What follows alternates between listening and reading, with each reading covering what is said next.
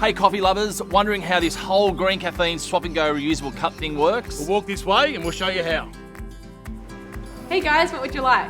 Hey, can I get one of your delicious flat whites in a Green Caffeen cup, please? Sure. Now that I've ordered my coffee, I'm going to scan the code and check the cup out. This is so I can keep track of how many cups I've saved from landfill, and so Green Caffeen can keep track of how many cups I've got checked out.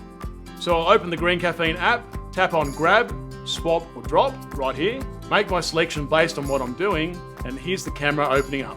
Now I simply point towards the scan code sticker, and that's it. Too easy. Now that I've checked my cup out, I'm going to stand back and wait for my brew. Next time I'm in here, or in any other cafe that's on board with Green Caffeen, I'll choose to swap and go in the app. That'll check the cup in, and the next one out with just one tap. So the only thing you do differently is ask your takeaway to go in a Green Caffeen cup and scan the code every time. So cheers to you. And thanks for watching.